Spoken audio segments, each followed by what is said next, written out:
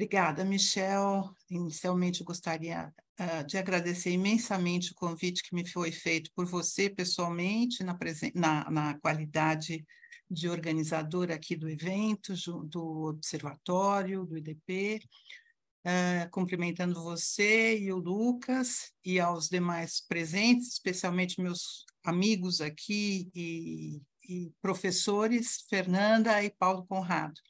Eu vou passar uma apresentação sobre a matéria, que eu queria ver se vocês estão conseguindo ver direitinho, se está tudo ok. Sim. Todos veem? Tá. Na verdade, eu vou fazer um breve apanhado da PEC quanto ao contencioso administrativo e judicial em relação à reforma tributária que foi proposta, então, pela PEC 45. A proposta original da PEC era um IVA único e nacional, era um IBS nacional. E isto, evidentemente, diminuiria a possibilidade de conflitos, de existência de conflitos tanto de competência, de regulamentação do tributo, da interpretação, seja ele no contencioso administrativo quanto judicial. Ocorre que, com a transformação do IVA em um IVA dual, com a criação de dois tributos, o IBS e a CBS, com a aglutinação das PECs 45 da Câmara dos Deputados e com a PEC 110 do Senado, situações não previstas e não desejadas podem ocorrer quanto ao conflito de regulamentação, interpretação, aplicação e principalmente julgamento administrativo e judicial nos casos, entendo eu, principalmente do IBS. O artigo 65, parágrafo 3º, instituiu a possibilidade do Conselho Federativo do Imposto sobre Bens e Serviços do IBS, né, que foi criado pelo 156B, a iniciativa também de propor lei complementar sobre a materialidade do IBS. Só que o artigo 61 também prevê a competência de lei complementar ser originária da própria União. Então, nós teremos, a rigor, um ponto de atenção aqui, que quanto à implementação de lei complementar, o Conselho Federativo terá uma competência concorrente com a União quanto à edição da lei complementar que cria o IBS. Enquanto que a CBS, em relação ao artigo 195.5 da PEC, que cria a IBS, estipula que compete à União instituir esse tributo. E eu entendo aqui que é privativamente a União. Então, enquanto a União tem uma competência privativa, o Conselho Federativo tem uma competência concorrente com a União. E também não está claro, pelo artigo 9º da PEC, se esses dois tributos serão criados por uma mesma lei complementar ou serão criados por duas leis complementares distintas. E isso, se for criado por duas leis complementares, nós vamos poder ter realmente maiores divergências de uniformidade e interpretação em relação aos dois tributos, porque ambos têm a mesma materialidade, segundo o artigo 149.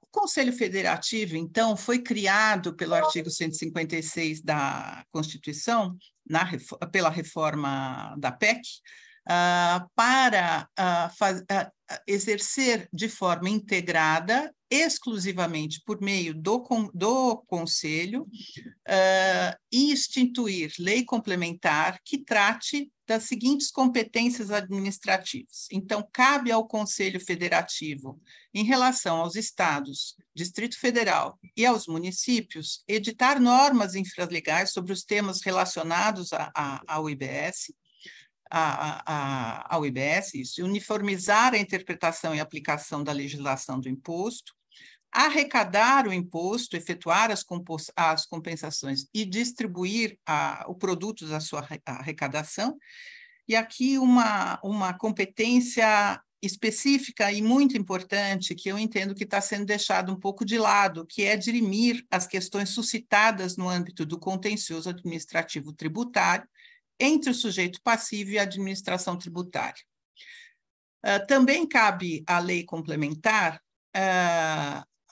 e ao Conselho, né? Quer dizer, através da lei complementar, o Conselho Federativo deverá coordenar de forma integrada entre os estados e o Distrito Federal e o município, a fiscalização, o lançamento, a cobrança, a representação administrativa e judicial do imposto, podendo, inclusive, delegar ou compartilhar estas competências entre as administrações tributárias e as procuradorias dos entes federativos. Então, este conselho é uma entidade central com representatividade dos estados e dos municípios. Ele é composto por 27 membros dos municípios e 27 membros dos estados, e pressupõe que estes atuem de forma integrada e colaborativa para a interpretação das normas e dirimir as questões no âmbito do contencioso administrativo. Um ponto de atenção que vai ser um ponto de atenção nesse sentido, porque o que vai ser esse conselho? Vai ser um conselho federativo, ok, mas ele vai ser um grande CONFAS, com a participação dos municípios, que além de editar as normas de interpretação, ele vai julgar os processos administrativos. O que se sabe é que vai ser um instrumento compartilhado de competências entre os estados e os municípios, e esse ponto está sendo muito controvertido. Também a composição foi criticada porque, se os estados do Sul e do Sudeste se unirem, por exemplo, muitas decisões do Conselho poderão ser inviabilizadas, porque haverá uma maioria que poderá bloquear as propostas do Conselho que poderiam beneficiar outros estados. Ele vai ter que ser disciplinado a atuação dele vai ser disciplinada pela lei complementar, e vai caber, então, ao Conselho as principais funções em relação ao IBS, que sejam o lançamento, a fiscalização, a cobrança, a representação judicial e administrativa. Então, toda a arrecadação vai passar pelo Conselho, que vai arrecadar o tributo e vai depois distribuir aos municípios e aos estados. E também vai caber ao Conselho propor lei complementar sobre o tributo e sobre a regulamentação desse tributo. Foi amplamente discutido que a intenção da PEC era a simplificação tanto dos impostos como do próprio processo administrativo e tornar mais célere esse processo administrativo, além de padronizar os procedimentos no âmbito judicial por meio da integração das suas respectivas procuradorias. Então, a PEC está calçada num pilar de compartilhamento de competência para aproveitar toda a estrutura que hoje está distribuída e existente em cada ente federativo para ter uma atuação conjunta em relação ao IBS. A ideia da PEC, então, é que haja uma interpretação uniforme da legislação para evitar que um estado interprete de um jeito e o outro estado de outro, assim como dos municípios, né? Isso se torna mais importante porque nós temos 5.000 municípios que poderiam estar interpretando a norma de forma diversa.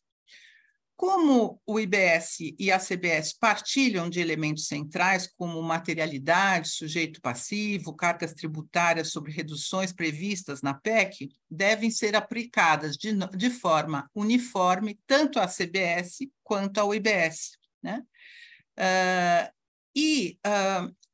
Nesta visão, a gente pode ter uma visão diferenciada e interpretativa dos órgãos de julgamento federais, como o CARF, que tem atuação sobre a CBF, e o Conselho Federativo, que tem atuação sobre o IBS.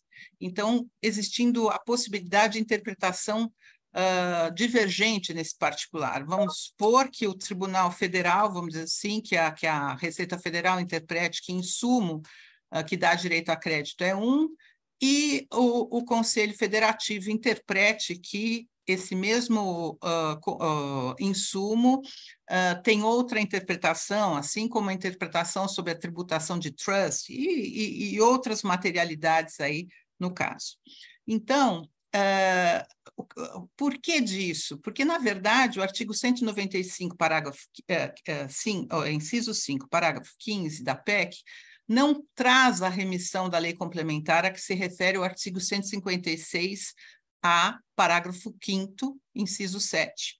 E, portanto, aparentemente, a consequência será que no plano do IBS haverá uma lei complementar para regular o processo administrativo tributário, ao passo que a CBS vai seguir com a Receita Federal, tanto quanto em relação à regulamentação, interpretação, aplicação do tributo, assim como o julgamento do contencioso administrativo. Então, caberá, a rigor, ao CARF dirimir as controvérsias relativas ao CBS e ao Conselho, as relativas ao IBS. A PEC, ela prevê que cabe ao STJ dirimir as divergências entre o Conselho Federativo e os estados e municípios em relação ao IBS. Porém, segundo o que eu entendo, a PEC não previu a competência do STJ para dirimir conflitos entre o Conselho Federativo e os contribuintes. E isso está previsto na letra J do inciso 1 do artigo 105. Né? Assim sendo, a lei complementar vai ser de extrema e fundamental relevância para estabelecer tudo quanto diz respeito às questões de lançamento, fiscalização e julgamento do IBS, porque a partir disso é que vão ser definidas as competências para julgar todas essas questões. Além disso, o artigo 109.1 da Constituição, que prevê a competência dos TRFs para julgar questões atinentes aos tributos federais, não foi alterado. E assim, em princípio, a gente vai continuar a ter os TRFs julgando as questões atinentes à CBS e os tribunais estaduais dirimindo possíveis questões relativas ao IBS em relação aos municípios e aos estados. Então, ou se altera o artigo 109 para incluir na competência da Justiça Federal o julgamento também do IBS, conjuntamente com o CBS, ou a gente provavelmente vai continuar a ter a mesma discussão jurisprudencial e conflito jurisprudencial que hoje a gente tem em relação ao ICMS, com o diferencial que o IBS terá a tributação no destino, tá?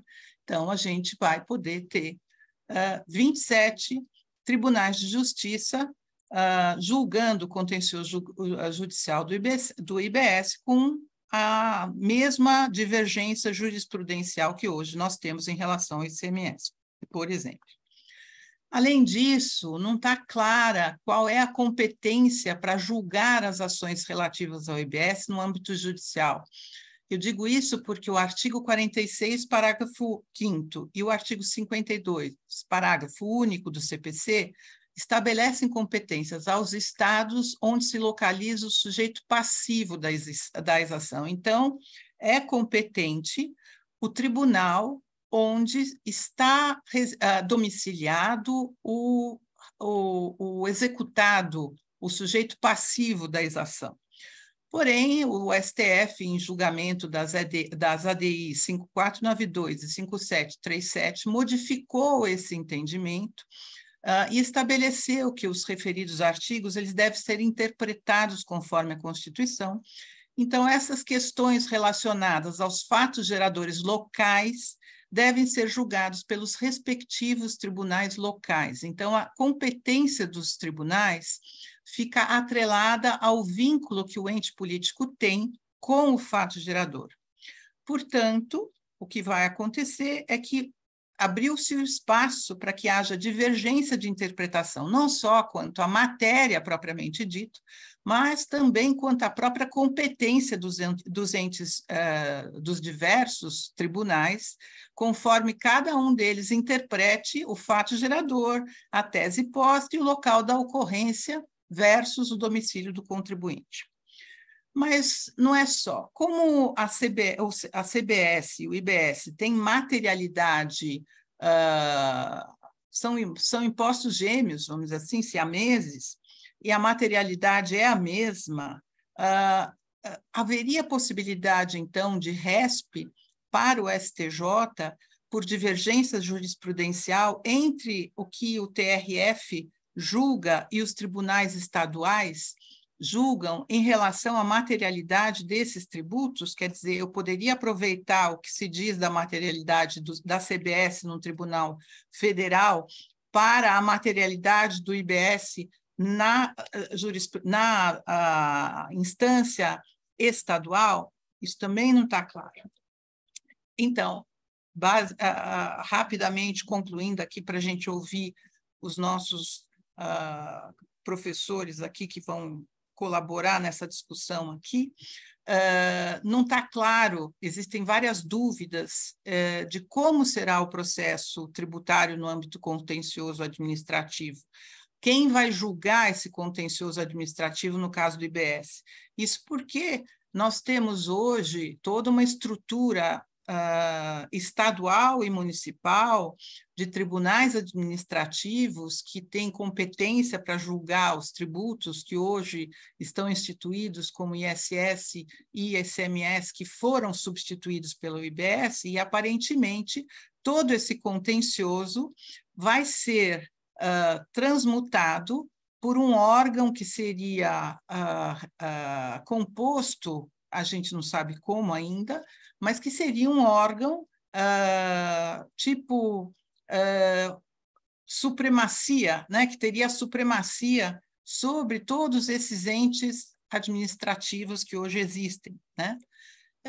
E aí nós teríamos uma duplicação, inclusive, de entidades, né, de órgãos para julgar o contencioso administrativo.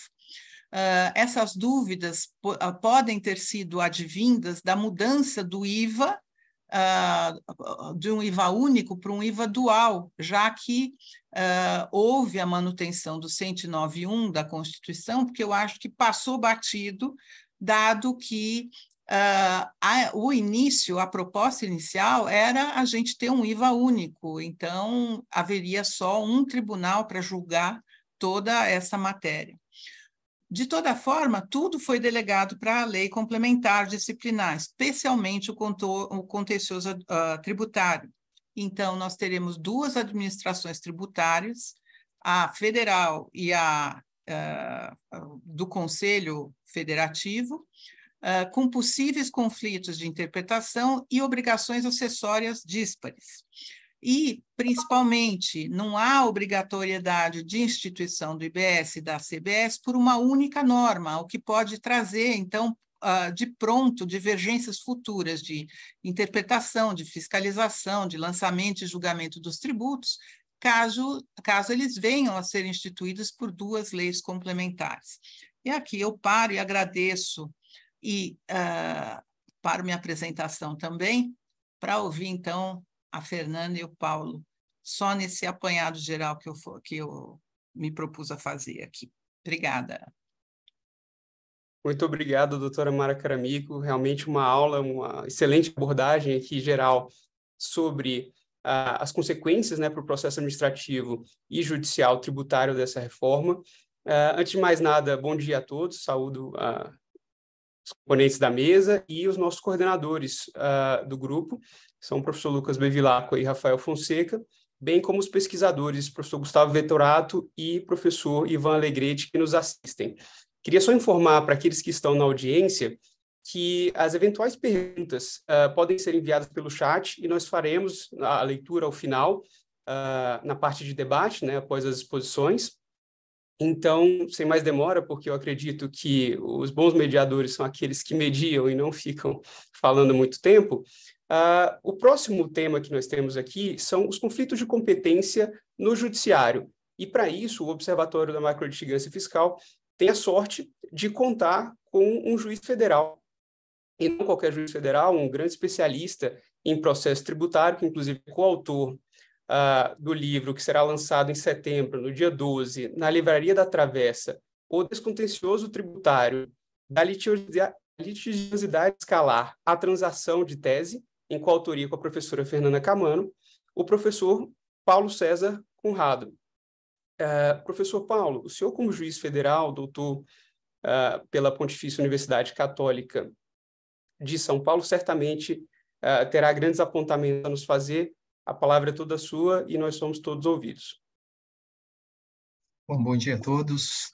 Muito obrigado pela oportunidade. Eu estou bastante contente com a chance que vocês nos dão, a todos nós, de olhar para esse tema por uma perspectiva um pouquinho diferente daquela que vem se mostrando usual até então, né? Eu acredito, pelo menos em relação a mim, que essa é a primeira oportunidade que se fala publicamente sobre processo tributário à luz da reforma do direito material, né? Nós vimos muito concentrados no pacote de reforma do processo tributário, que vem sendo, todos sabem, desenvolvido a conta da gestão da ministra Regina Helena Costa, já há algum tempo.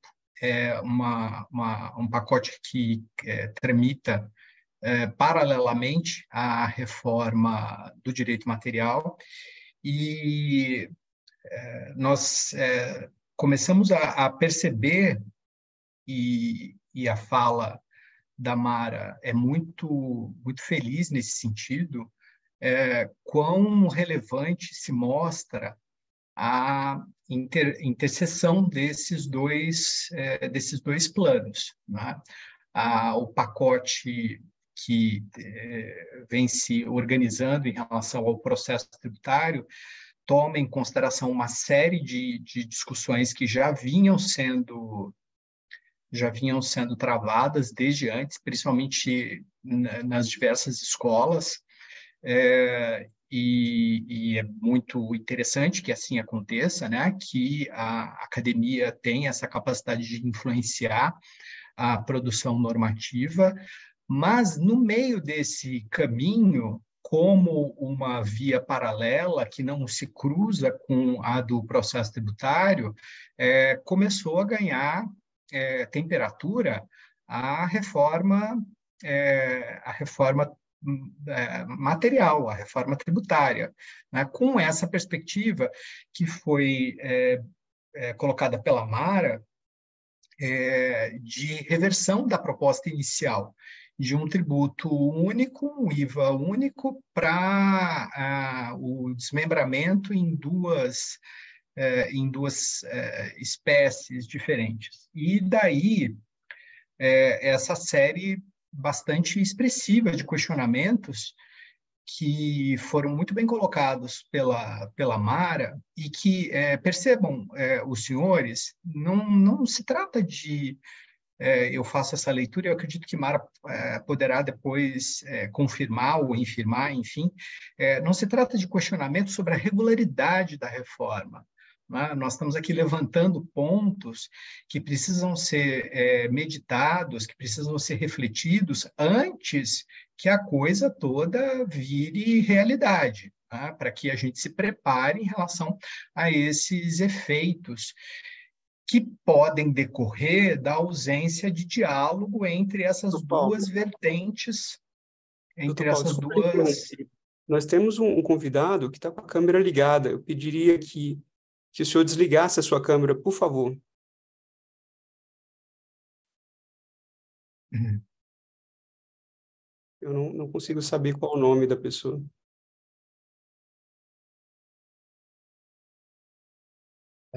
Vamos só, talvez a equipe do IDP consiga nos ajudar, o moderador talvez possa desligar a câmera, e acho que a gente pode continuar com a palestra. Pois não, Michel.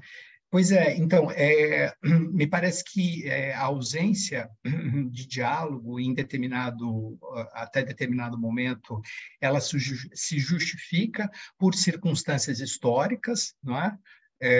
o pacote de reforma do processo ele foi alavancado a partir de uma série de estudos que estavam praticamente prontos, e a equipe tutelada pela ministra Regina Helena, ela fez um rearranjo das coisas, procurando, obviamente, ouvir os players, né, que participaram intensamente, seguem participando intensamente da conformação dessas propostas, e a proposta de reforma tributária, ela, conquanto seja relativamente antiga, né, nascida em grande parte dentro do CECIF, da GV, ela foi ganhando uma velocidade que a todos nós nos impressionou e até hoje me parece impressiona bastante. Tá? Então, vejam, nós conseguimos entender as circunstâncias históricas, apesar de estarmos no olho do furacão, né, a gente consegue compreender as circunstâncias históricas que dão conta da ausência desse diálogo. Mas, a partir do momento em que a gente detecta pontos como os que foram levantados pela Mara, absolutamente nada, justifica que nós os ignoremos, que nós deixemos essas questões ganharem volume para depois se reverterem em contencioso sobre aspectos que não são propriamente materiais, mas sim um contencioso de natureza institucional, eu classificaria, eu diria para os senhores que parte expressiva dos problemas que nós estamos aqui verificando tem muito mais natureza institucional do que propriamente tributária. Tá? Então, vejam, quando nós supomos, à luz do que foi falado pela Mara, que é possível que haja um conflito de interpretação relativamente ao IBS e o CBS, quando confrontados, vejam, nós estamos lidando com um problema institucional, porque são interpretações provindas de órgãos, de instâncias diferentes. E, ao contrário do que nós podemos imaginar, essa inflexão a respeito das interpretações, ela não é positiva. Nós estamos muito longe daquele tempo em que se dizia que as interpretações divergentes são bem-vindas, porque isso significa amplificação do universo de possibilidades, e num determinado momento tudo vai ser resolvido. Todos aqui que já têm algum tempo de estrada já devem ter ouvido falar essa história, né? Que é bom que os juízes de primeira instância pensem de maneira diferente, porque aí depois aquilo afunila e os tribunais locais têm condições de decidir à luz de diversos posicionamentos. Nós estamos vivendo tempos de racionalização da atividade jurisdicional, seja ela administrativa, seja ela judicial. Nós estamos vivendo tempos de sobrelevação da importância do precedente. E isso não pode ser ignorado nesse momento em que nós estamos. Então, me parece que é muito complexo nós pensarmos na incorporação de uma reforma material que traga de brinde dúvidas a respeito das posturas institucionais dos órgãos. Eu confesso para os senhores que é preciso definir a natureza jurídica do Conselho Federativo. Trata-se de uma figura nova, que não existia no nosso sistema, que não me parece pode ser equiparada ao CONFAS, muito embora tenha um suave perfume de CONFAS, mas não pode ser juridicamente equiparada, porque tem funções que vão além do aspecto normativo, também tem função decisória. E aí, nesse aspecto, percebam, é como se nós estivéssemos mixando a atividade executiva com a atividade jurisdicional administrativa. E isso exacerba, aquece o nível de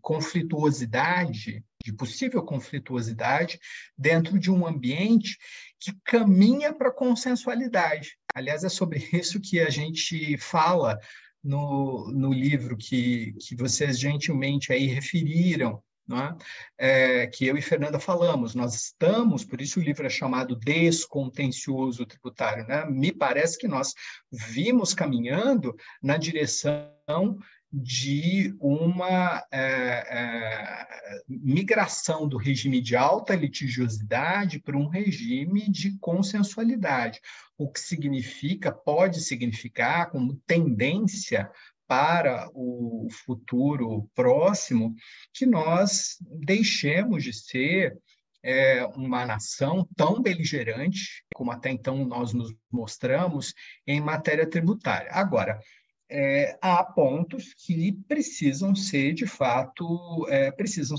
resolvidos, não é? Um aspecto que foi mencionado pela Mara diz diretamente com um ponto que eu pretendia aqui comentar com os senhores. Quando a Constituição outorga ao STJ competência para dirimir conflitos entre determinados órgãos, ela naturalmente está falando da solução de conflitos nas atribuições desses órgãos. Então, pensando no plano institucional, mas não no plano tributário individual e concreto. Então, nós não temos norma na Constituição atributiva de competência direta, nem ao Supremo, nem ao STJ, nem a órgão jurisdicional nenhum, que caiba para a situação que nós estamos aqui focalizando, né? Pensando no Conselho Federativo. Agora, naturalmente, que como o Conselho Federativo, me parece, não é titular de competência tributária, e aí eu estou colocando isso, meus caros, Michel, Jorge, Fernanda, Mara, todos os amigos aqui, nós temos uma assistência bastante importante, não é, de grandes profissionais do direito. Eu não estou colocando isso aqui como uma afirmação categórica, né? Mas me parece que me soa estranho a gente supor que nós temos, então, tributos federais, estaduais, municipais e tributos do Conselho Federativo. Então, seria um quarto gênero, né? Então, uma quarta competência. Pode ser que, no final da missa, essa seja a resposta que se dê. Mas, assim, eu confesso para os senhores que aqui na parte preliminar da missa, né, quando a gente ainda está aquecendo a oração, isso me soa bastante estranho, bastante curioso. De modo que, em relação à CBS, por exemplo, Mário, me parece que a gente seguiria dentro dos limites do artigo 109, inciso 1º da Constituição. Compete à Justiça Federal processar e julgar as demandas individuais e concretamente postas em relação a esse tributo, conquanto a gente possa vir a ter aqui um aparato normativo um pouco diferenciado, né? Em relação ao IBS, mutatis mutandis, a ideia seria a mesma, não é? Se nós estamos falando de um tributo que congrega a competência estadual e municipal simultaneamente, seria do TJ a competência da Justiça Estadual seria essa competência, mas aí comecem a perceber como seria importante que a integração dessa figura do tal Conselho Federativo começasse a participar, né? Que essa integração de fato se colocasse. Eu não tenho a menor dúvida de que, na sua base, a reforma tributária tem como diretiva a ideia de simplificação. Agora, principalmente na perspectiva procedimental, tá? Eu tenho muita dúvida se aquele propósito de economia, de redução de carga tributária, eu tenho muita dúvida sobre se isso é ok ou não. Deixemos isso de lado, vamos tratar, já que nós estamos falando de processo, né, vamos lidar aqui com a questão procedimental, com a questão ritualística, que é justamente onde entra o plano da simplificação das coisas, né? Então, se a ideia é simplificar as coisas, é necessário pensar, quando menos em relação ao IBS, que o Conselho Federativo tem um papel relevante, um papel importante dentro desse contexto. Agora, esse papel será ainda mais importante na sua dimensão normativa, naquilo que cabe ao Conselho Federativo normatizar. Agora, quando esse órgão ele produz normas gerais e abstratas relacionadas ao IBS, ele está no exercício de uma atribuição que pode vir a ser objetada diretamente, através de demandas de natureza coletiva, por exemplo, né? Se a gente está falando de um órgão que integra o arcabouço estrutural da União, as objeções seriam lançadas no STJ, junto ao STJ, porque caberia ao STJ esse tipo de atribuição. Eu tenho um pouco de dúvida em relação a esse encaixe. A gente tem que pensar seriamente em sugerir aos autores da reforma que reescrevam de uma forma mais clara os artigos 105 e 109 da Constituição.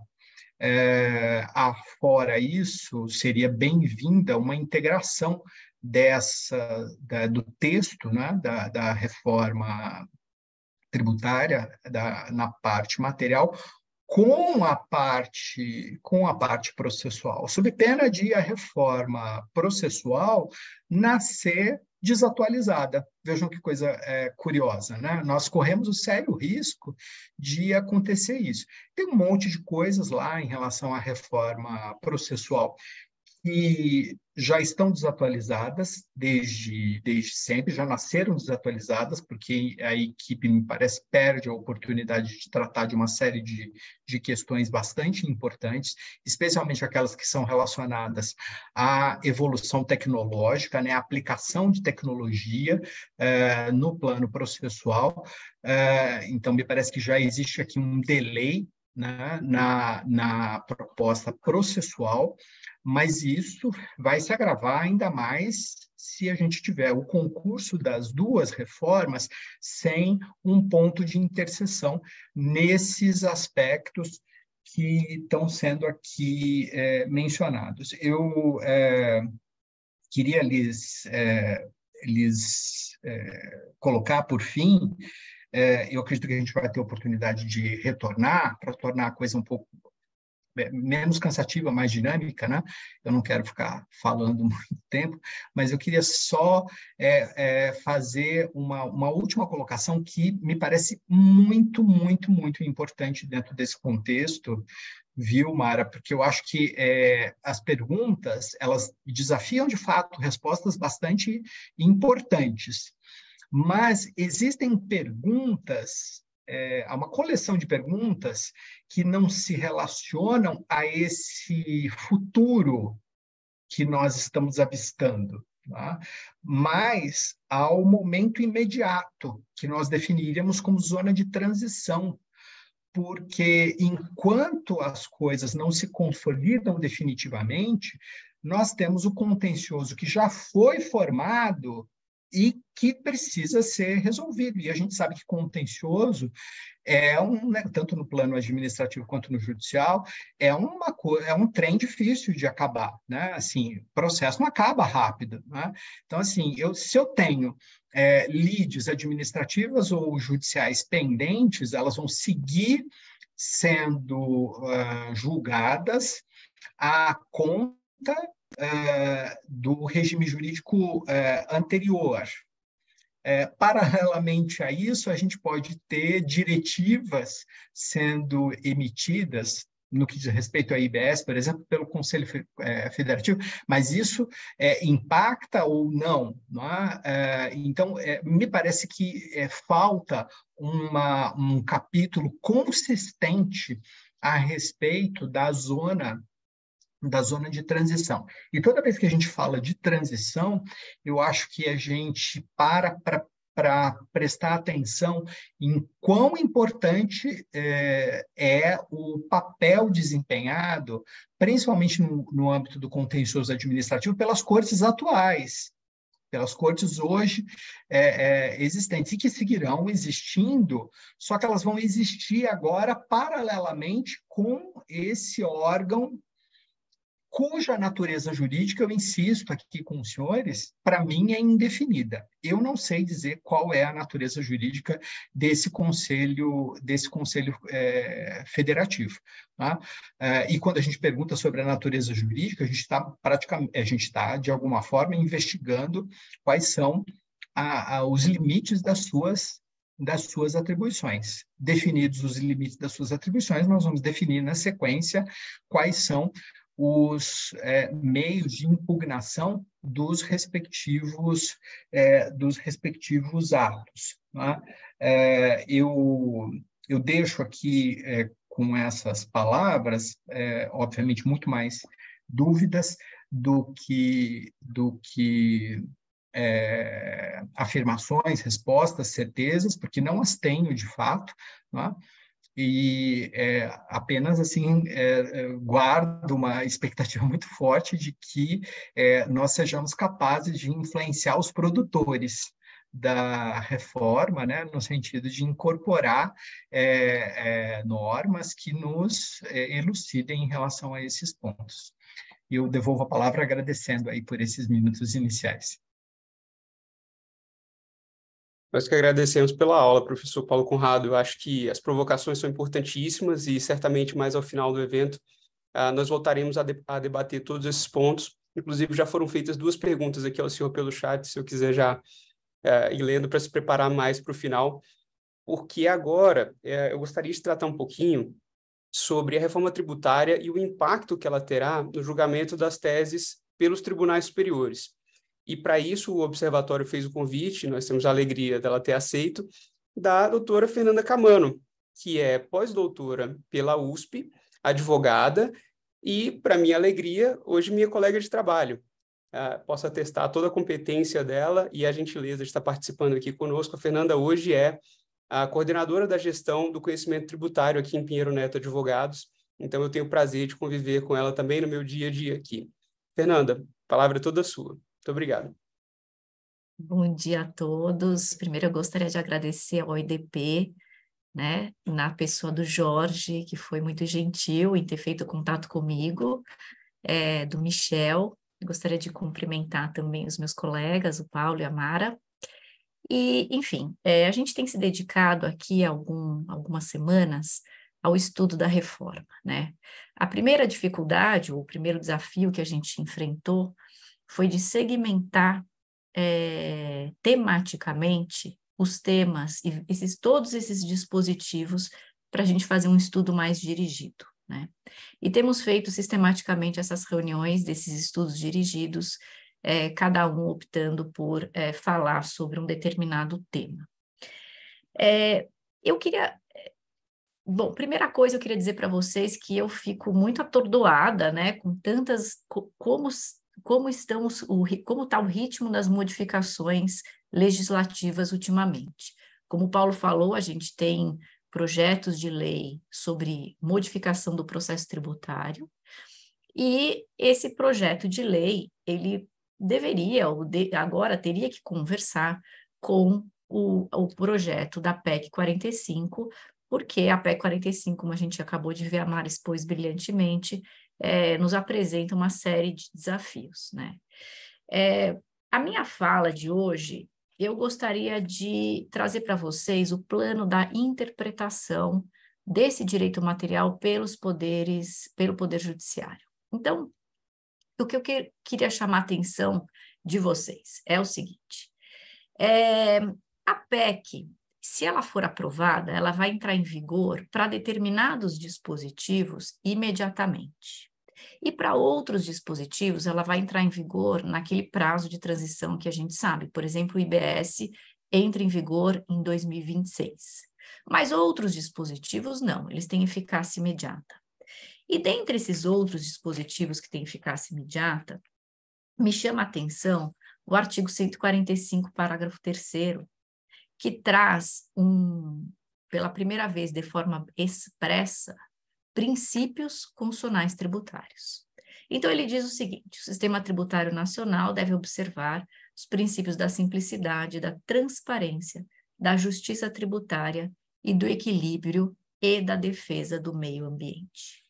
Esses são princípios gerais que vão irradiar a sua influência para todo o sistema tributário nacional, e não somente para o IBS e para a CBS, e não somente em 2026, é desde já.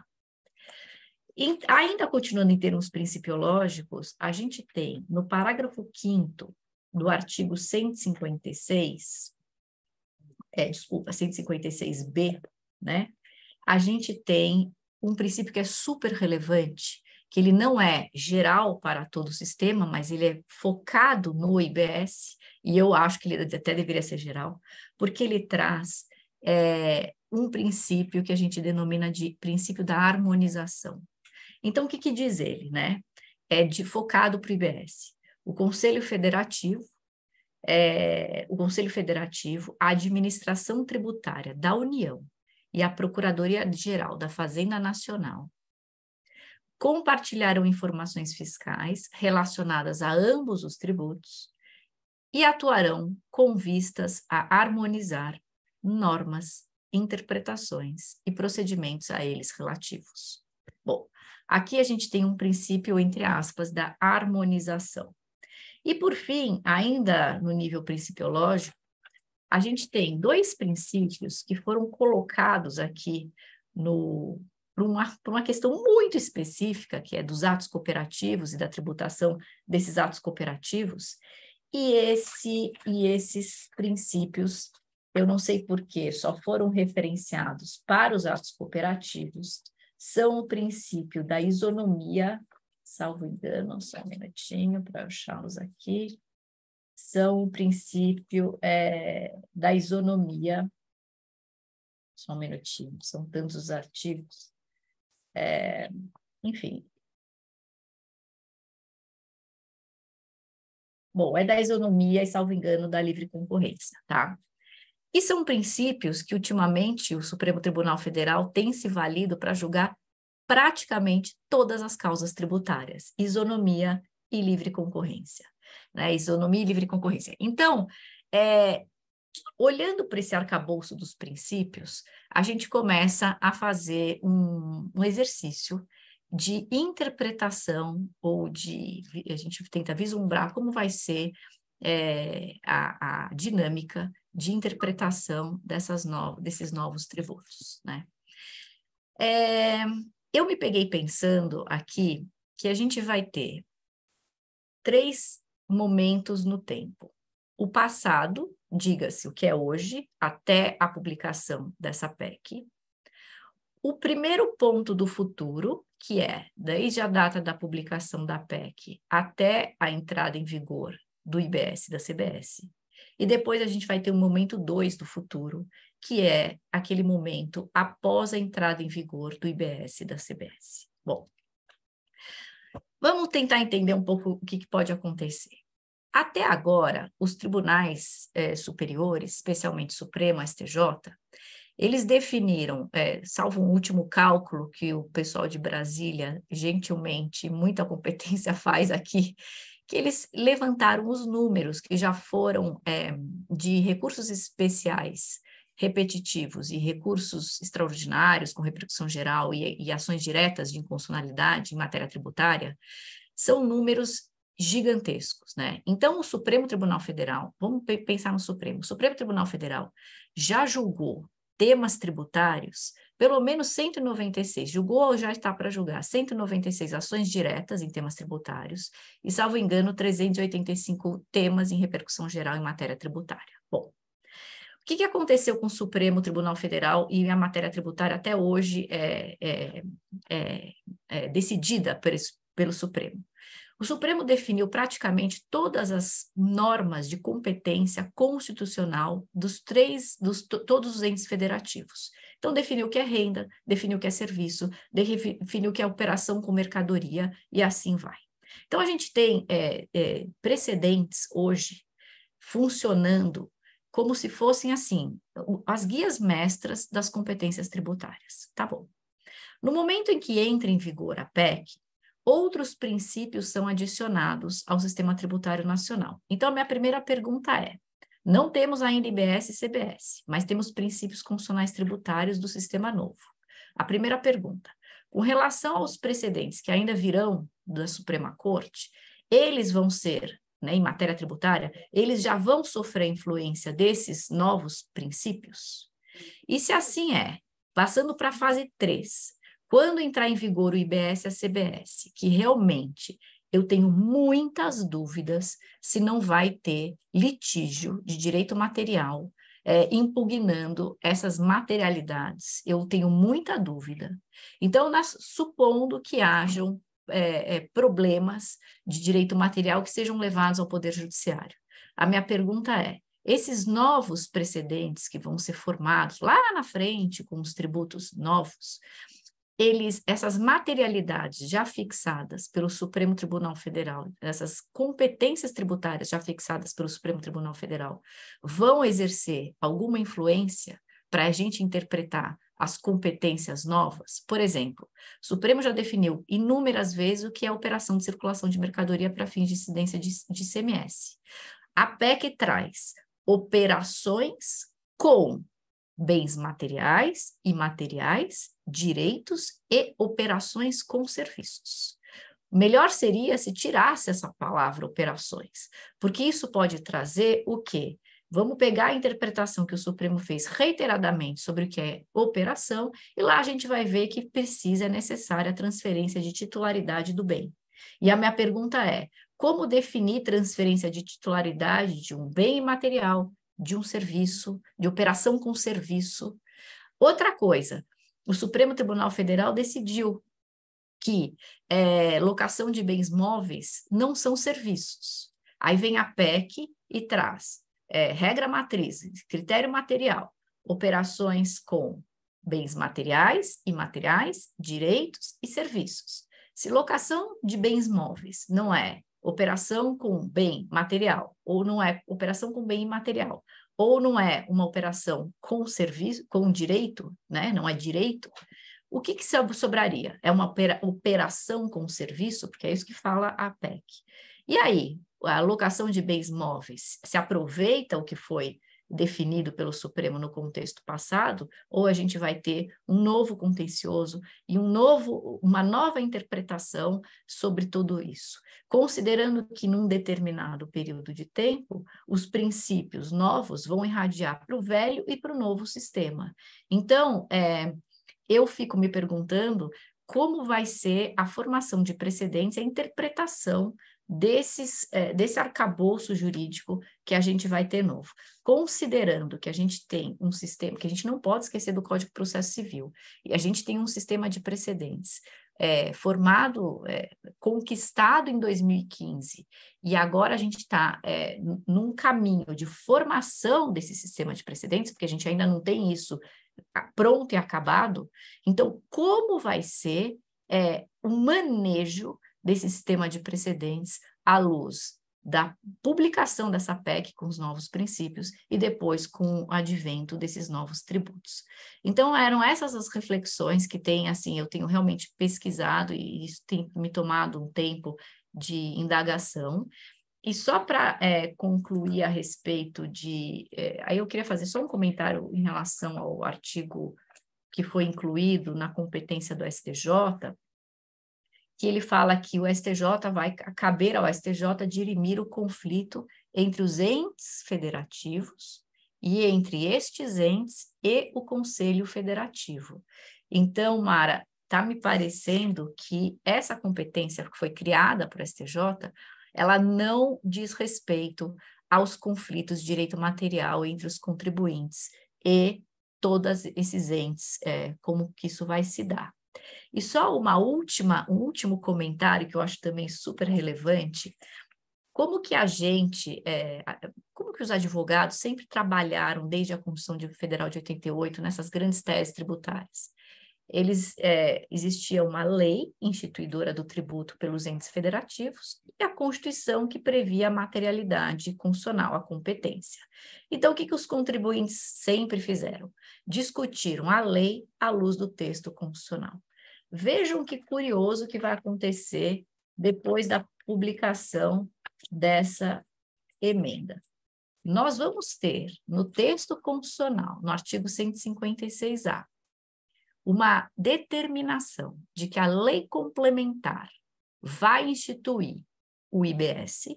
Então, vejam, nós não temos a outorga de competência legislativa para os entes políticos, União, Estados e municípios. Desculpa, Estados, Distrito Federal e municípios.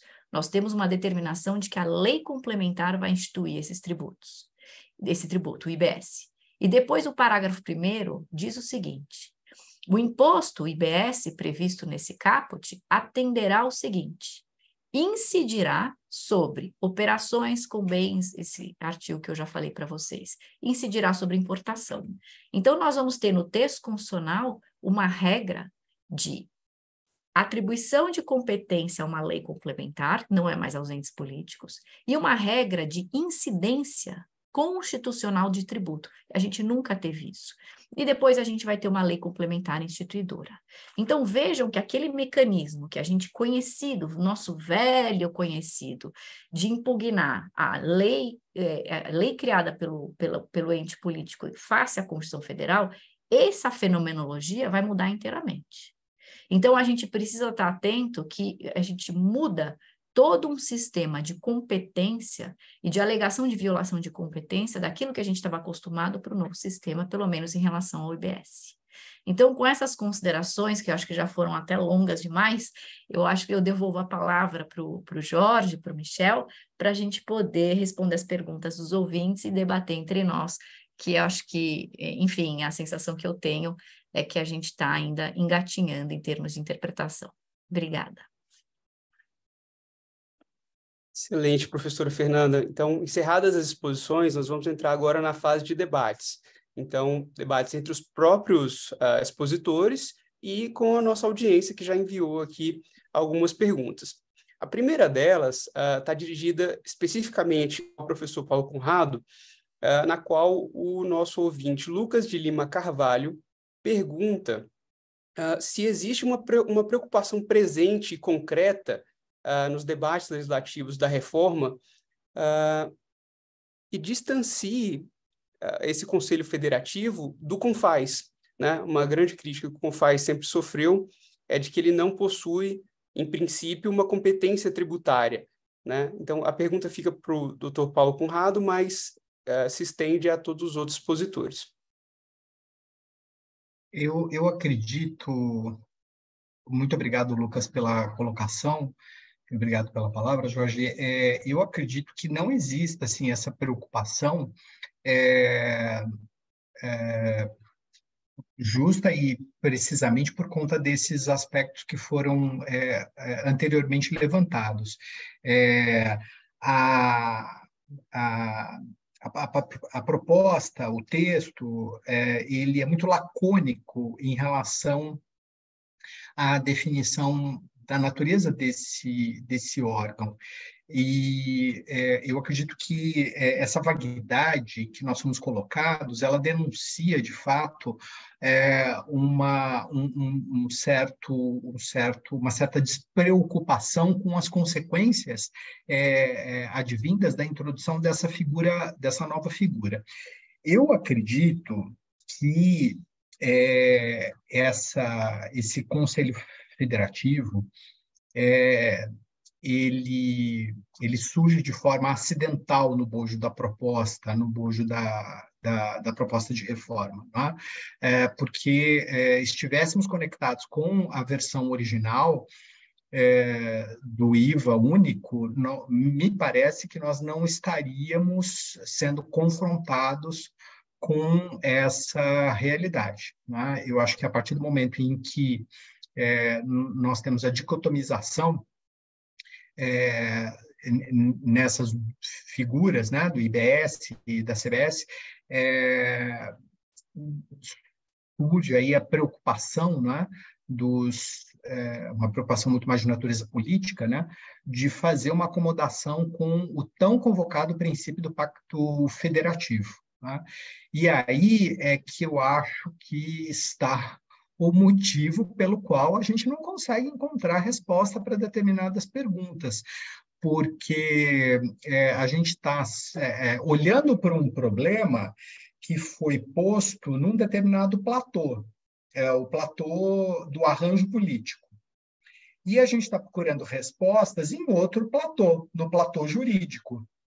E aí, meus caros, realmente fica uma coisa bastante complicada, né? É mais ou menos aquela história lá do Einstein. Você não vai encontrar a resposta para o problema no mesmo lugar onde nasceu o problema. Então, você tem que a gente tem que tentar, embora isso não seja muito apetitoso para nós, né? Em direito, a gente ainda, feliz ou infelizmente, trabalha de uma maneira muito fechada, né? Nós não gostamos muito de dialogar com política e economia, né? Nós achamos que a interpretação jurídica ela é jurídica, fechada nela mesma e não deve sofrer o influxo de absolutamente nada. Eu não quero fazer juízo de valor a respeito disso, mas eu sou daqueles que acredita que a mão já está toda despedaçada a essas alturas do campeonato, de tanto que ela bateu na ponta da faca. Se a gente seguir dizendo que a gente tem que ser hermético e não olhar para absolutamente nada, mais nada. Tá? Então, eu vejo o Conselho Federativo como uma emenda colocada num lugar muito nobre, né, que é a Constituição, mas é uma emenda, ou melhor, um remendo para um problema que estava sendo levantado, um problema quase que intransponível, só que aparentemente superado esse problema do Pacto Federativo, que impediria a introdução do IVA no nosso sistema, superado esse problema, surge outro problema para nós, no direito, que é entender o que vem a ser isso dentro das nossas estruturas, que são bastante quadradinhas. A gente tem os nossos conceitos bastante fechados, né? Então, de duas uma, meus caros, ou nós vamos ter que olhar para esse Conselho Federativo como um elemento sui generis, no sentido de não encontrar paradigma anterior no nosso sistema, e aí eu vou pedir aos amigos que façam um esforço. Eu não estou tentando salvar nada, não, viu? Eu só estou aqui pensando alto com os amigos. Mas, assim, eu peço que lembrem-se de 2004, quando, na reforma do Poder Judiciário, foi criado o CNJ, o Conselho Nacional de Justiça. E todo mundo se perguntava qual é a natureza desse negócio, o que é. Nós passamos um baita tempo tentando entender qual o papel do CNJ dentro da estrutura do Poder Judiciário.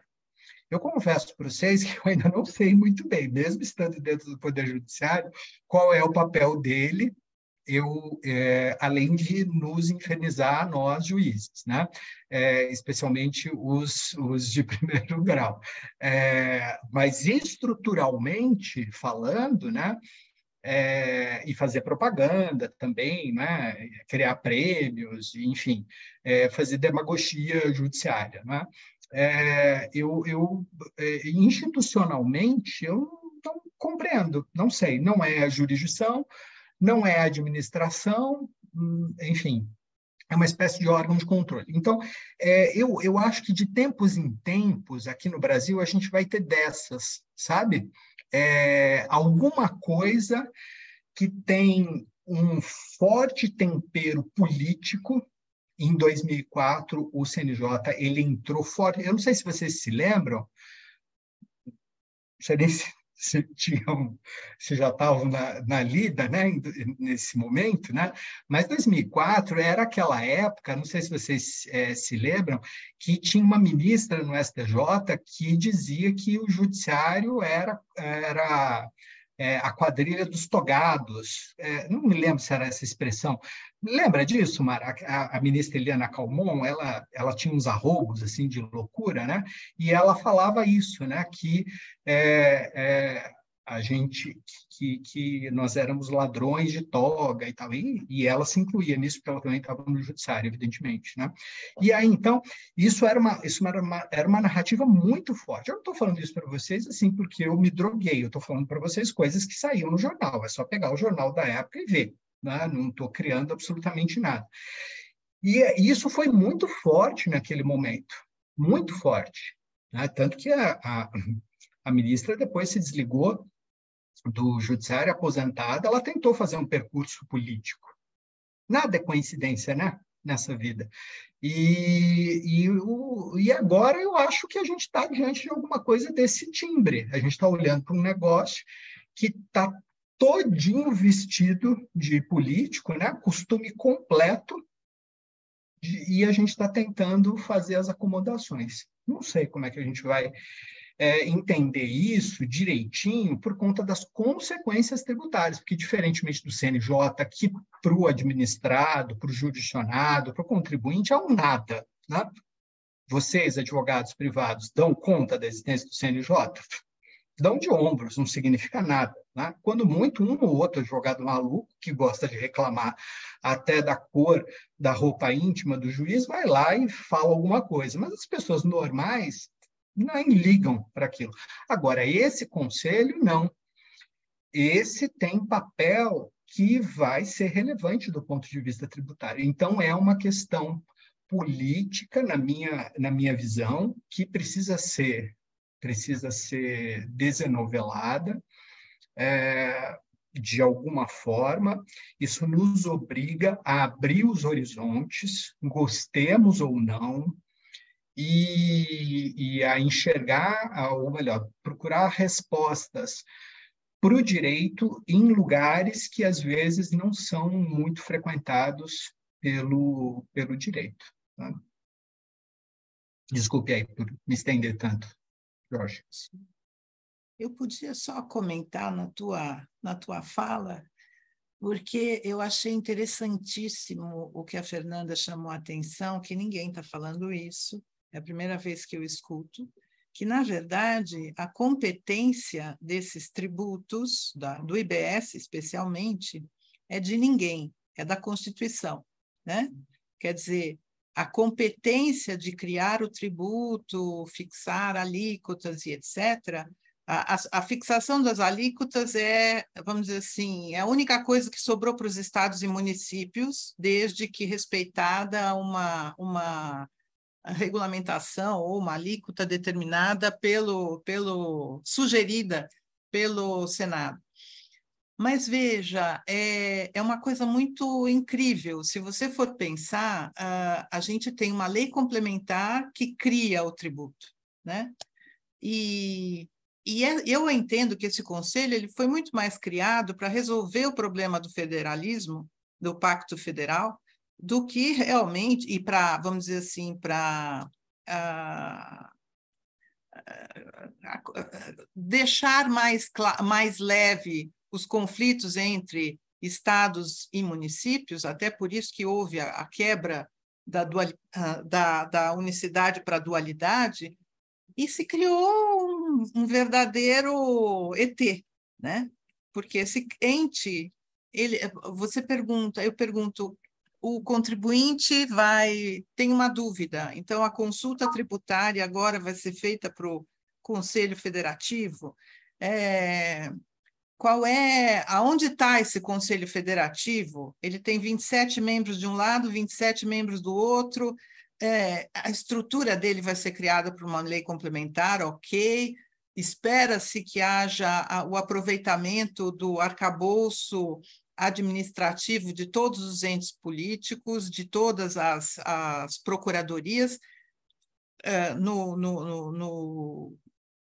no sentido do que a Fernanda falou, né, de uma integração do sistema, das administrações.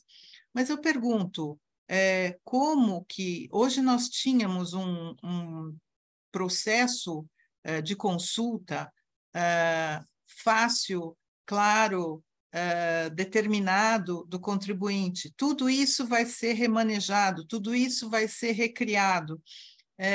Eu vejo que de simplificação essa PEC não tem nada, quer dizer, o que a gente queria simplificar, o que era para ser simples, está criando muito mais problemas do que simplificação, porque nós vamos ter que conviver com 2 arcabouços, daqui a pouco, processuais, jurídicos, de contencioso, enquanto um só não vingar, nós vamos ter que manter 2 administrações tributárias, mesmo depois de acabar um ICMS, porque ainda temos outros tributos que vão ser julgados pelo Estado e pelo município, que não dizem respeito ao IBS e ao ICMS e ISS extintos. Então, realmente, nós temos uma boa leva de problemas pela frente, né? Todas essas legislações acessórias, de cumprimento de obrigações acessórias, de como se vai cumprir o tributo, e como o contribuinte pode tirar dúvidas, eu vejo isso ainda realmente sem uma normatização, sem uma lei complementar, um projeto de lei para a gente poder estudar e, de uma certa forma, propor algum tipo de benefício, muito obscuro, muito, muito difícil, né? Para que haja essa real integração. Esse é meu modo de ver.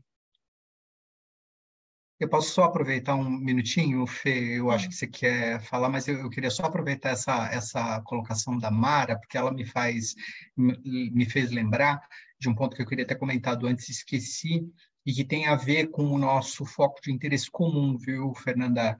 Porque, assim, Mara, o que a lei complementar que veicula, né, essas regras todas, via Conselho Federativo, estabelecer, ok, estabelecido está. O que não estiver estabelecido está automaticamente proibido, a gente pode entender isso, está automaticamente proibido aos estados e municípios. E quando eu falo isso, eu estou pensando basicamente na questão da transação tributária, que é uma experiência muito profícua, vem se mostrando uma experiência muito profícua aqui no estado de São Paulo, já o era no estado de Minas Gerais, em Belo Horizonte, tem uma cidade, agora eu não lembro se é Joinville ou Blumenau, acho que é Blumenau, que é é absolutamente vanguardista nesse aspecto, né? E eu fico em dúvida sobre se, não estando presente em lei complementar diretivas a respeito desse assunto, se nós teríamos aí uma espécie de derrogação automática da competência por ausência de harmonização, Fernanda, que foi lembrada por você, que é um princípio que foi introduzido na Constituição especificamente para o IBS, justamente no momento em que a PEC fala do Conselho Federativo. Então, me parece que assim, a proposta ela está associando o Conselho Federativo com a ideia de harmonização. Harmonização em todos os sentidos, né? E como que ficam esses pontos, né? Vou deixar isso como pergunta para você, viu, Fernanda? Já que a gente está na fase de debates. Muito obrigado, Paulo. Nós, inclusive, precisamos cuidar do horário, porque nós ficamos finalizar ao 12:30 e nós somos pontuais aqui no Observatório. Mas, por favor, Fernanda, a palavra é sua. Não, era só para comentar essa pergunta. Jorge, você gostaria que eu falasse sobre ela? Certo. A gente tem essa última pergunta aqui, vai ser, eu acho, porque a gente já finaliza todas elas. Então, eu vou ler aqui para a senhora. Tenho a impressão de que, desde a origem, as discussões que levaram a PEC 45 tiveram que conviver com um certo desconforto de ter que comportar o Pacto Federativo da Constituição Federal. Ou seja, a dicotomia entre IBS e CBS não é genética, é mais uma concessão de desenho da proposta para que seja politicamente viável. Daí parto para o aspecto processual. Até por serem siameses, a PEC parece ter embutido uma tônica de federalização da jurisprudência dos tributos sobre consumo, ou seja, TJs passarão a seguir essa jurisprudência muito mais do que participar da sua criação. Por favor, Fernanda. É o que a gente está falando, né? A gente vai ter uma necessidade de interpretação harmônica dessas regras do IBS, e inclusive considerando a CBS, tá? Então, eu não acho que é só no âmbito do TJ. O TJ, ele mantiver essa competência, enfim, ele vai continuar, ele vai passar, vamos dizer assim, a decidir sobre essas questões tributárias relativas ao IBS. Só que a pergunta é, ele vai ter que olhar a jurisprudência anterior? Ele faz um corte com a jurisprudência anterior? Como é que fica essa questão dos precedentes, né? Porque, independentemente de IBS ou não, hoje, qual é a função de um tribunal local? Como o Paulo falou, é de muita racionalização. Então, face o nosso sistema de precedentes, um tribunal local precisa racionalizar e aplicar todo esse arcabouço de teses jurídicas, vamos dizer assim, já fixadas pelos tribunais superiores. Então, eu acho que, em termos de competência, o TJ permanece o mesmo. Ele continua sendo um tribunal que, na sua maior medida, precisa racionalizar a aplicação do direito. Agora, a minha pergunta maior, que é sobre a pergunta que eu faço em cima dessa pergunta que me foi formulada, é: como harmonizar a interpretação de duas materialidades que são idênticas, sendo decididas por órgãos jurisdicionais e administrativos diferentes? Esse é o nosso ponto, acho que mais importante dessa questão. Perfeito. Desculpa, Jorge, só falar que quando eu comecei a pensar nesse evento, eu estava muito preocupado em como seriam organizados os tribunais administrativos, se eles seguiriam o modelo estrutural do TIT, do CMT ou do TAT, como a gente teria a questão do conflito de competência aí entre a Justiça Federal e Estadual.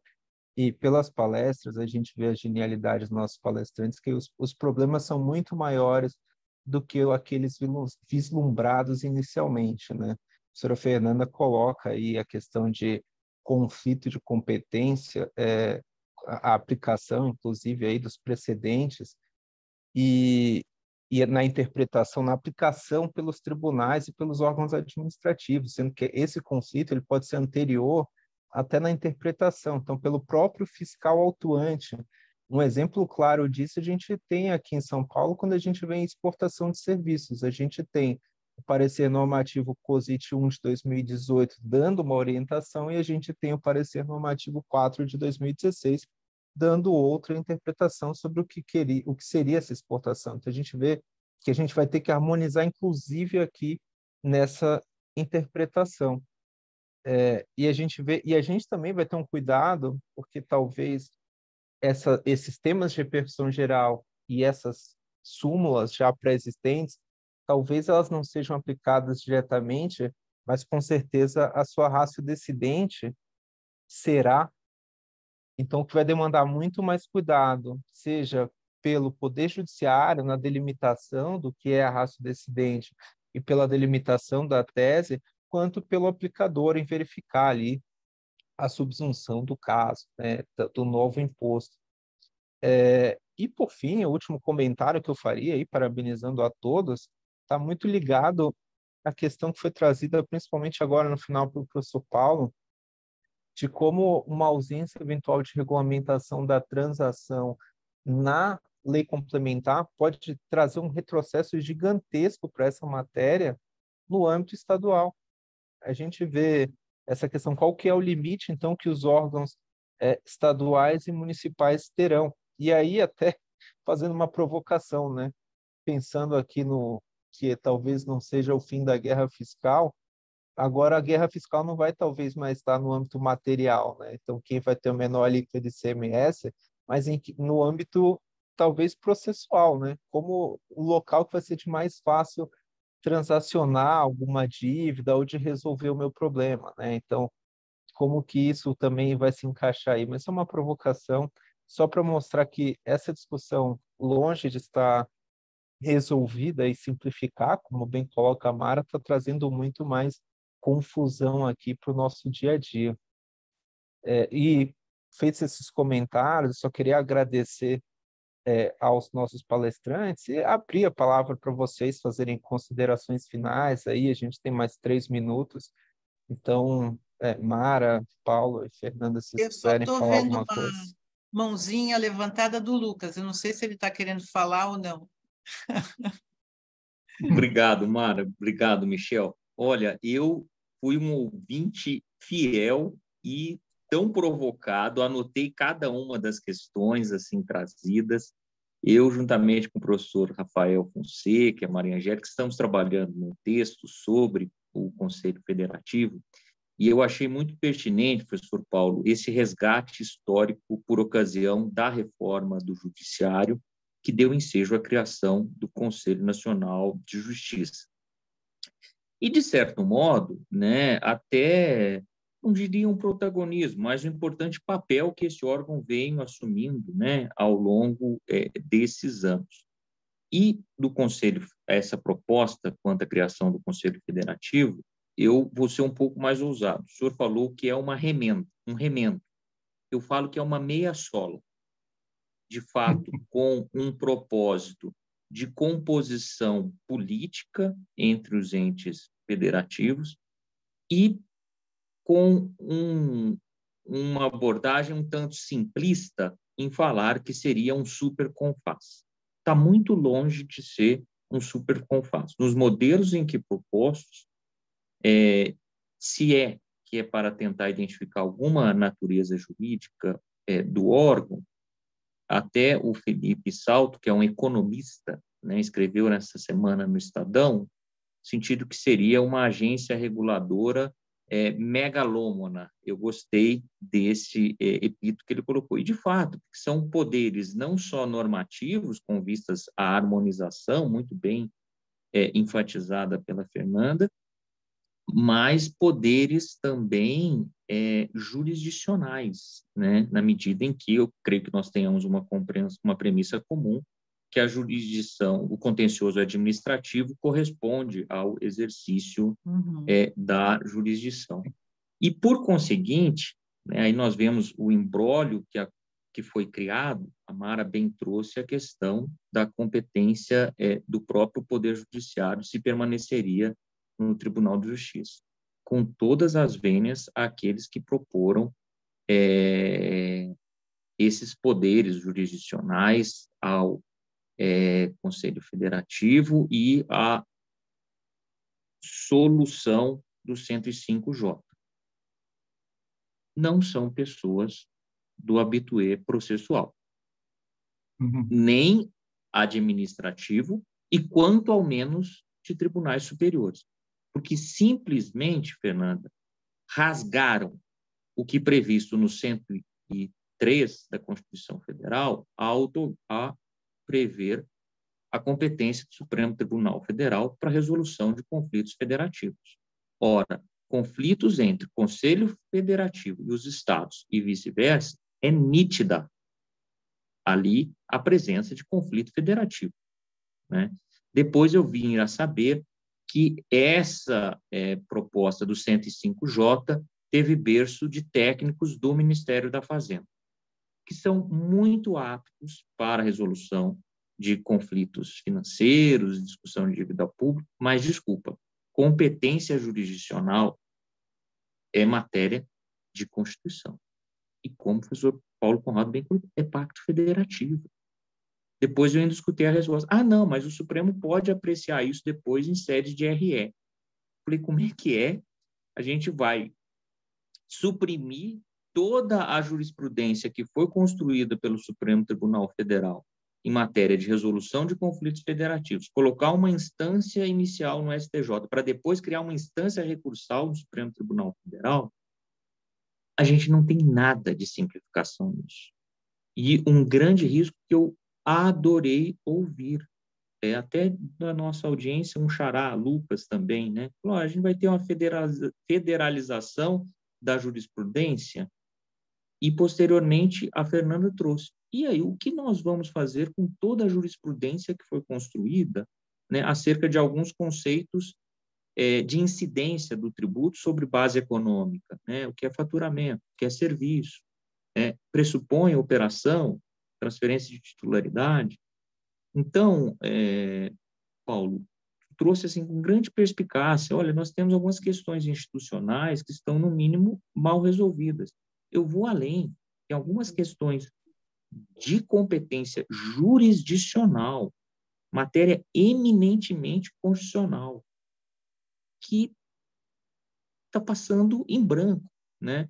E jogando isso para a lei complementar. Não dá, né? O que nós estamos tentando há algum tempo, né, encontrar uma equação, uma estabilidade, né, e a tão almejada simplificação tem sido tratado de um modo, não é simples, é simplista, né? A redação do 105J, para mim, é de uma simploriedade, assim, que denuncia que a sua origem não tem local em operadores do direito, né?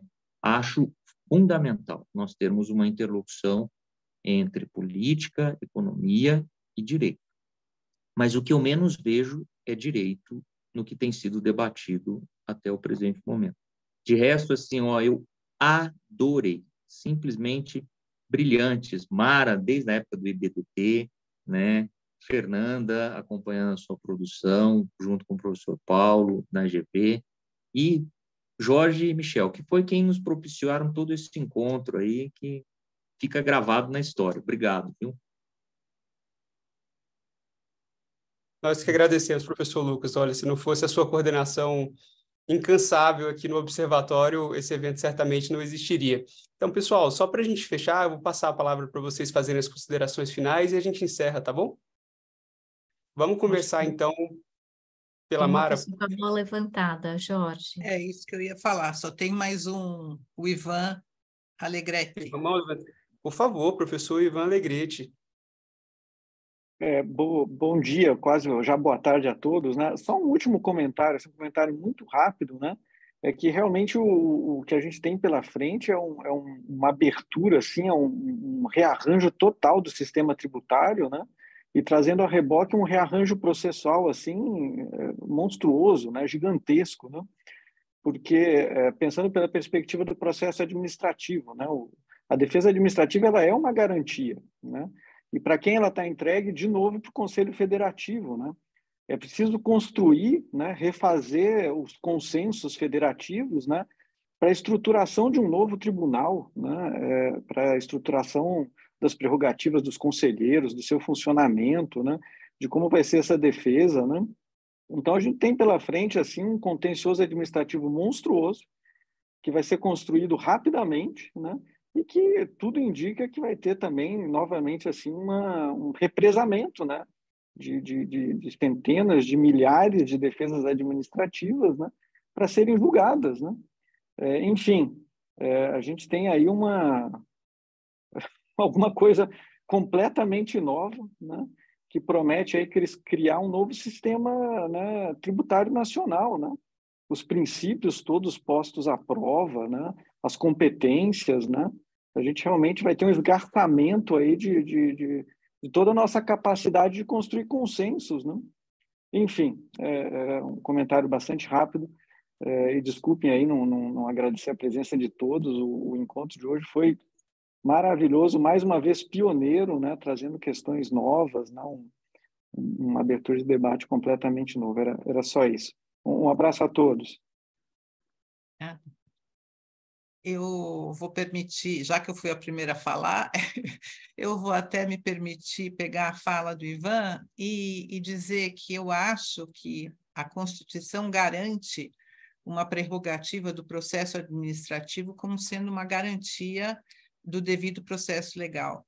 E eu acho que, do jeito que nós estamos vendo a coisa, essa garantia de entrar na esfera administrativa vai ser, num curto prazo, ou pelo menos durante um período, abandonada por falta de estabelecimento de normas, de clareza, de rapidez até na criação desse sistema normativo que vai praticamente gerir o Brasil inteiro, né? Porque se nós estamos falando de 27 estados e mais 5 mil municípios, onde você vai ter que unificar todas as regras de procedimento administrativo, eu acho que, na prática, a gente vai poder ter um esvaziamento desse conselho, no sentido de ser procurado, uma defesa administrativa ser procurada, em face de uma série de problemas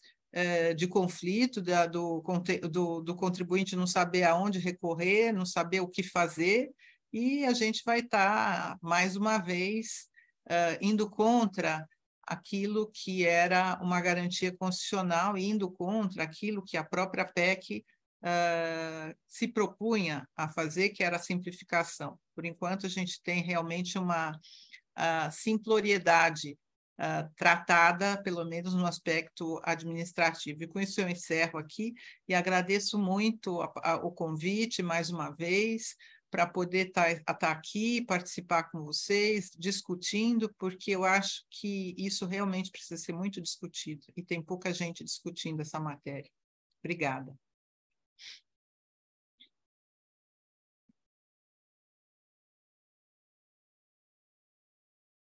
Professora Fernanda, nós que agradecemos, Mara, pelo aceite do convite, com certeza agregou bastante aqui as nossas discussões. A sua exposição inicial ali já deixou bem claro que o problema, apesar de parecer simples, pela clareza da exposição, de simples não tem nada. Professora Fernanda, então, desculpe, o professor Paulo, que foi o segundo a falar, eu passo a palavra para que o senhor faça suas considerações finais.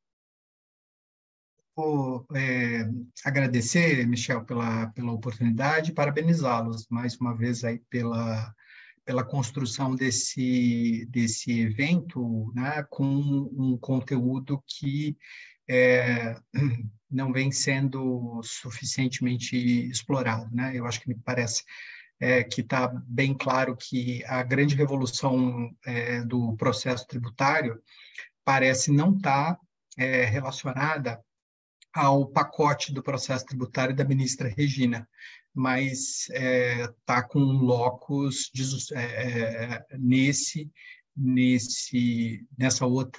outro pacote, né? A gente precisa colocar atenção sobre isso. Parabéns a vocês por terem feito por estarem fazendo esse alerta. posso fazer minhas considerações finais? Então, eu Por favor. endosso o que o Paulo falou, todo mundo está muito voltado para o direito material, a gente precisa olhar o processo. Então, parabéns, eu achei incrível quando eu vi o convite, que era o processo em perspectiva em relação à PEC.